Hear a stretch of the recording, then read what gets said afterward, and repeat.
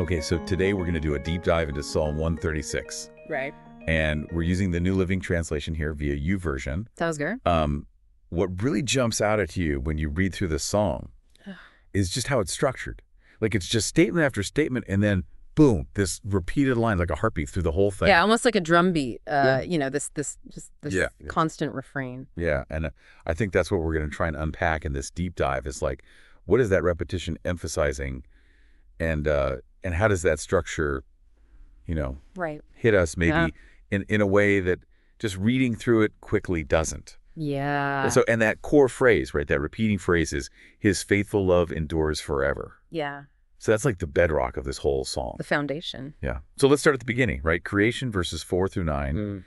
We hear about how God made the heavens so skillfully, placed the earth among the waters, made the heavenly lights, the sun to rule the day, and the moon and stars to rule the night. And after each of these acts, We hear his faithful love endures forever. And what's so cool about this is I think, it frames these like really foundational acts of creation. Yeah. And it's not just that God created, but that this enduring love was like inherent in the very act of creation. Yeah. If you think back to a lot of ancient creation stories, right? Like there's chaos, there's conflict.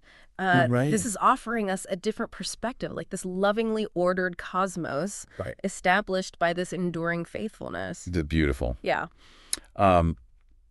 Okay, so then we kind of shift gears, right? And the psalm goes on to recount the Exodus, Right.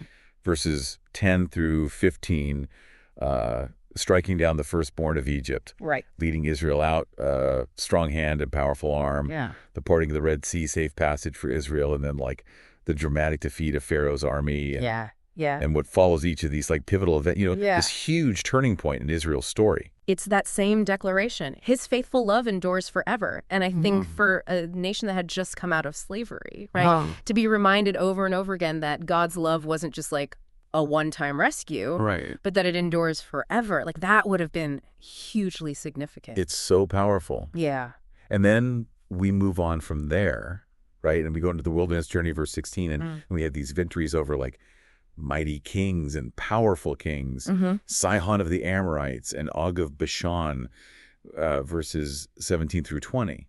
Yeah. Again, that refrain, his faithful love endures forever. Yeah, like it just keeps coming back. It keeps coming back. And what do you think about that? Like the pairing of guidance through hardship and then triumph over these enemies, all linked by this constant love. What does that say to you? Well, I think it highlights like the active nature of this enduring love. Okay. It's not just this passive sentiment, right? It's a force that guides them through this uncertainty, provides strength in conflict, the wilderness, the battles. Those are different kinds of challenges. Yeah. But that refrain reminds us over and over again that God's love is present in all these circumstances. Yeah, that's good. And then moving on from there, we have verses 21 and 22, which speak about the giving of the land as an inheritance to Israel. Right. And even in that act of like establishing this lasting legacy, the echo of this enduring love rings out. It's so interesting how it's connected to that. Yeah. What do you think about that connection between this tangible inheritance, like this physical land, and then this enduring love? How are those linked in your mind? Well, I think it links the material with the eternal. Okay. The land wasn't just a gift, right? It was a promise underpinned by this steadfast love, and it suggests, that they have a foundation of security and belonging rooted in God's commitment to them. Yeah. Yeah, that's good. And then the psalm progresses to God remembering them in weakness and saving them from enemies. Yeah. Verses 23 and 24, again, with that refrain. Yeah. And then finally, it kind of broadens out, right? Yeah, it gets really big. Verse 25, it says, he gives food to every living thing. Yeah, to all. Right. And then it concludes with giving thanks to the God of heavens, verse 26 each, followed by that familiar declaration, his faithful love endures forever. What's the impact of that, this really all-encompassing statement tied to the same enduring love? What are we to take away from that? Well, I think it brings us to this really universal perspective.